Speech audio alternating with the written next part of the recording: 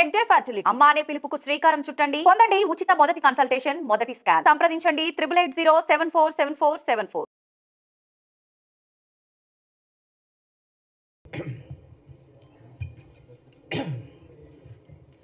అందరికీ నమస్కారం. హోలీ శుభాకాంక్షలు అందరికీ. హోలీ కంటే ముందే మా జీవితాల్లో రంగులు నింపిన మా పిసిసి అధ్యక్షుల వారికి, మా నాయకుడు రేవంత్ రెడ్డి గారికి, ఉప ముఖ్యమంత్రి బట్టి విక్రమార్క గారికి, మల్లికార్జున ఖర్గే గారికి, తర్వాత రాహుల్ గాంధీ గారికి, ప్రియాంక గాంధీ గారికి, అన్నిటికి మించి అమ్మ తెలంగాణ తల్లి మా అమ్మ సోనియా గాంధీ గారికి ప్రత్యేక కృతజ్ఞతలు. మా క్యాబినెట్ మంత్రులందరూ కూడా మాకు రావాలని కోరుకున్న వైనం మాకంతా తెలుసు. ప్రత్యేకించి మహేష్ అన్న నా విషయంలో తీసుకున్న శ్రద్ధ నాకు తెలుసు కాబట్టి వారికి నేను ప్రత్యేక కృతజ్ఞతలు కూడా తెలియజేస్తున్నాను. ఎందుకంటే పార్టీ ప్రభుత్వం, పార్టీకి నాయకుడు మహేష్ కుమార్ గౌడ్ గారు అయితే ప్రభుత్వానికి నాయకుడు మా రేవంత్ రెడ్డి గారు. ఈరోజు 10 సంవత్సరాల తర్వాత మాకు అవకాశం వచ్చినా కూడా ఎంత సంతోషంగా ఉంది అని అంటే, కొట్లాడితే పార్టీ కొరకు కష్టపడితే వెతికి వేటాడి వెంటాడి పదవులు ఇచ్చే పార్టీ కాంగ్రెస్ పార్టీ. ఏ మూలకున్నా ఎక్కడ ఉన్నా సరే, ఈరోజు విజయశాంతి గారికి వారు తెలంగాణ ఉద్యమంలో పనిచేసిండ్రు, కాంగ్రెస్ పార్టీ కోసం పనిచేసిండ్రు, బీజేపీ బీఆర్ఎస్ రహస్య ఒప్పందాన్ని తెలుసుకొని పార్టీలోకి మళ్ళీ వచ్చి తనకు అవకాశం ఇవ్వకపోయినా మళ్ళీ పార్టీ కొరకు ప్రచారం చేసినందుకు వారికి ఒక ఆడబిడ్డగా, తెలంగాణ ఆడబిడ్డగా అమ్మ సోనియా గాంధీ గారు మా పార్టీ అంత బ్లెస్సింగ్స్ ఇచ్చింది. ఒక సామాన్య కార్యకర్త నుంచి వచ్చిన శంకర్ నాయక్ గారికి అవకాశం ఇచ్చింది. నేను ఒకటే మాట రాజకీయం మాట్లాడదు, ఎందుకంటే కేసీఆర్ గారు మస్టర్ కోసమే అసెంబ్లీకి వస్తున్నాడు, ప్రజల కోసం కాదు. బీఆర్ఎస్ పార్టీ ఫ్రస్ట్రేషన్లో ఉంది. స్ట్రేచర్ గురించి మాట్లాడే స్థాయి ఎవరికి ఉంటుందంటే నియంతలకు ఉంటుంది. హిట్లర్ కూడా స్ట్రేచర్ గురించే మాట్లాడింది.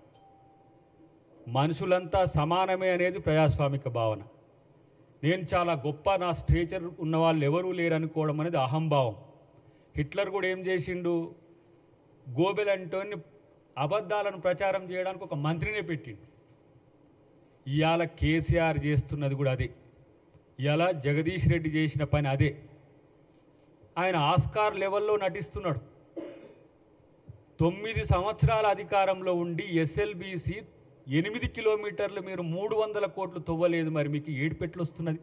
రైతులు ఏడిపించిండ్రు, లక్షల కోట్లు ఖర్చు చేసినామంటున్నారు. ఇలా తగుదునమ్మా వచ్చి అని ఇలా అసెంబ్లీకి వచ్చి స్పీకర్ గారి పట్ల వ్యవహరించిన తీరు, రాజ్యాంగ వ్యవస్థల పట్ల, సభా సాంప్రదాయాల పట్ల, సభాపతుల పట్ల కనీస గౌరవం లేని సన్నాసులను తయారు చేసిన పార్టీ అలా బీఆర్ఎస్ పార్టీ. మీరు అనుకుంటున్నారు తెలంగాణ ఉద్యమంలో మేము తెగించి కొట్లాడినాం, మాకు నోరుంది, మేము ఏమైనా చేయొచ్చు అంటే, ఇగో ఇక్కడ ఉన్నాం. మీరు పండుకున్న రోజు కొట్లాడిన వాళ్ళం మేము, రాములక్కైనా నేనైనా.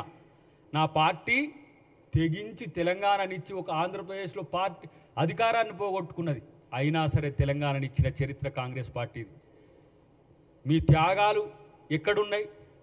బీఆర్ఎస్ పార్టీ త్యాగాలు ఎక్కడున్నాయి?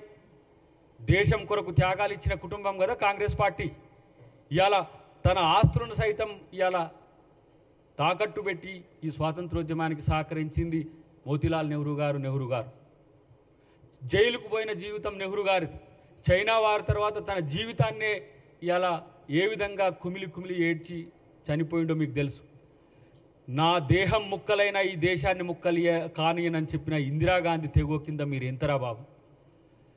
శ్రీలంకకు శాంతి సేనను ప్రపంచ శాంతి కొరకు పంపించిన రాజీవ్ గాంధీ ఈ దేశం కొరకు త్యాగం చేసిన కుటుంబం. 2 పిల్లల్ని, చిన్న పిల్లల్ని సంకన పెట్టుకొని దేశం కొరకు పోరాడిన సోనియా గాంధీ తెగువ కింద మీరెంత. అప్పటికి కూడా పార్టీని అధికారంలోకి తెచ్చి యూపీఏ చైర్పర్సన్గా ఉన్న సోనియా గాంధీ గారి కాళ్ళు మొక్కితే తెలంగాణ ఇస్తే దానికి ముఖ్యమంత్రులైన మీరు స్ట్రేచర్ గురించి మాట్లాడుతున్నారు. నిన్న ముఖ్యమంత్రి గారు ఏమన్నారు? స్ట్రేచర్ గురించి మాట్లాడేటోడు స్ట్రేచర్కు పోతారు, స్ట్రెచర్ నుంచి ఆడికి పోతారు, మార్చురికి పోతారు. హిట్లర్కి అదే అయింది. స్ట్రెచర్ గురించి మాట్లాడి హిట్లర్ ఏమైంది తెలుసా? చివరికి తనను తాను కాల్చుకొని చచ్చిండు కేసీఆర్. గుర్తుపెట్టుకో, నియంతల జీవితం చివరికి ఎక్కడికి వస్తుందో అది. ఫాల్స్ ప్రిస్టేజ్కి పోకు. నీకు అధికారం ఇచ్చిన రోజేమో అందలం ఎక్కి కూర్చొని అందరినీ కూర్చోబెట్టి ఇవాళ స్పీకర్లను గౌరవించిండ్రా? మీరు ప్రజాస్వామ్యాన్ని గౌరవించిండ్రా? ఒక దళితుడైన సిఎల్పి నాయకుడుగా ఉన్న బట్టి గారి యొక్క అధికారాన్ని తీసేసింది ఎటుపోయింది? సంపత్ గారిని, వెంకటరెడ్డి గారిని డిస్మిస్ చేసే హక్కు మీకు లేకుండా చేసిన రోజు ఎటుపోయింది? ఇలా మీకు ప్రజాస్వామ్యం గురించి గుర్తొస్తున్నది, మీకు ప్రజలు గుర్తొస్తున్నారు, మీకు నటులు ఇవాళ మీరు ఎట్లా నటిస్తున్నారో చూస్తున్నాం. కొంతమంది మీడియాలో కొంతమంది ఉన్న వాళ్ళని తీసుకొని పోయి మీరు నెలకు ₹1 కోటి ఇచ్చి బ్లాక్ మైకులు పెట్టించి ఇలా ముఖ్యమంత్రి గారిని తిట్టిస్తున్నారు. సిగ్గనిపించట్లేదా మీకు? మీరు తెలంగాణ ఆత్మగౌరవాన్ని, తెలంగాణ అస్తిత్వాన్నా? ఇలా బీఆర్ఎస్ పార్టీలో తెలంగాణ వాదం ఎక్కడిది? తెలంగాణ రాష్ట్ర సమితి అనే పదమే తీసేసి భారత రాష్ట్ర సమితిని పెట్టుకున్న దద్దమ్మలు మీరు. మీకు తెలంగాణ గురించి మాట్లాడే నైతిక హక్కు ఎక్కడిది? బడికి రానోడు ఇలా పాఠాలు చెప్తున్నాడు, అసెంబ్లీకి రానోడు ఇలా నల్లికుట్ల వేషాలు వేసుకుంటా సన్నాసులతో, దద్దమ్మలతో ఇలా ముఖ్యమంత్రి గారి నుంచి మొదలు పెడితే స్పీకర్ గారి వరకు ఇట్లా చేస్తున్న విషయం గుర్తుపెట్టుకొని తస్మాత్ జాగ్రత్త. తెలంగాణ సమాజం మీ స్ట్రేచర్ను పాతాళంలోకి తొక్కింది. నీలాంటి నియంత్రణను తొక్కి ఇలా రాహుల్ గాంధీ గారి నేతృత్వంలో రేవంత్ రెడ్డి గారు ఈ రాష్ట్రానికి ముఖ్యమంత్రిగా అయ్యింది. నీకు ఇంత క్రెడెన్షియల్స్ ఉన్నాయి, నేను తెలంగాణ తెచ్చిన, అది తెచ్చిన అని చెప్పి గఫాలు కొట్టుకున్నారు కదా. ప్రజలు ఎందుకు మిమ్మల్ని ఓడగొట్టినరో కనీసం ఆత్మపరిశీలన చేసుకోలేని, సిగ్గులేని మీ బతుకులకు ఇవాళ స్పీకర్ గారిని అనే స్థితి వచ్చిందా? దళితుడిని ముఖ్యమంత్రి చేస్తా అన్న నువ్వు ఇలా దళితుడు స్పీకర్గా ఉంటే కూడా ఓర్వలేని స్థితిలో మీ పార్టీ పరిస్థితి వచ్చింది.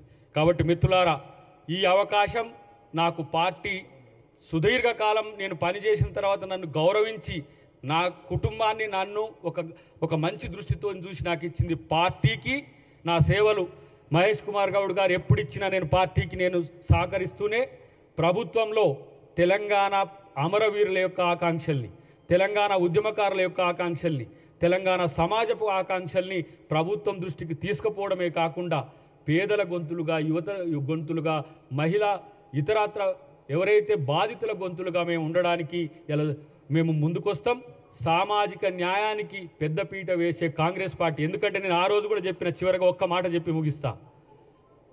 తెలంగాణ ఉద్యమంలో మేము పాల్గొన్న రోజు తెలంగాణ ఇవ్వకపోతే అమ్మ మళ్ళీ మేము బజార్లకు వచ్చి కొట్టాడాల్సి వస్తుంది, మీరు తెలంగాణ ఇవ్వమని మేము అడిగితే, తెలంగాణ ఇచ్చిన తర్వాత జాయింట్ యాక్షన్ కమిటీ వాళ్ళందరినీ పిలిచి ఆమె మీరు రాజకీయ భవిష్యత్తును మాతో చూసుకోండి, మేము అవకాశాలు కల్పిస్తామంటే, అమ్మ మీరు తెలంగాణకు జీవితం ఇచ్చిన వాళ్ళు మా జీవితాలను మీకు మీ పార్టీకి ఇస్తామని చెప్పి వచ్చినాం. మాకు అవకాశాలు ఇచ్చింది, ఎమ్మెల్యేగా పోటీ చేయడానికి అవకాశాలు ఇచ్చింది. ఒకసారి టికెట్ ఇవ్వకపోయినా ఈ పార్టీని అధికారంలోకి చేసేందుకు మేము కూడా ఉడతా భక్తిగా సహకరించాలని అలా కొట్లాడినాం. ఈ రాష్ట్రంలో అమ్మకు బహుమతిగా ఈరోజు రాష్ట్రంలో కాంగ్రెస్ పార్టీని అధికారంలోకి తెచ్చినాం. ఈ పార్టీకి మా జీవితాలను వెచ్చించైనా సరే ఈ పార్టీని మళ్ళీ అధికారంలోకి తేవడమే కాదు, రేవంత్ రెడ్డి గారిని ముఖ్యమంత్రి చేసుకున్నట్టుగానే రేపు రాహుల్ గాంధీని ఈ దేశానికి ప్రధానమంత్రి చేయడానికి మేమందరం కూడా కంకణబద్ధులమై ఉండి మా శ్రమను, మా సమయాన్ని అంతా కూడా పార్టీకి ఇస్తామని చెప్పి పిసిసి గారికి ప్రత్యేక కృతజ్ఞతలతో థ్యాంక్ యూ వెరీ మచ్.